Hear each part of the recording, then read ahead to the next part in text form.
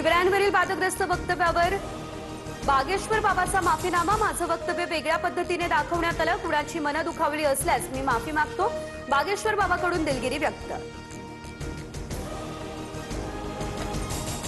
लग्न करून हिंदूंची संख्या वाढवण्यात योगदान देणार, 4 मुलं करण्याच्या वक्तव्यावर बागेश्वर बाबांचं हे विधान।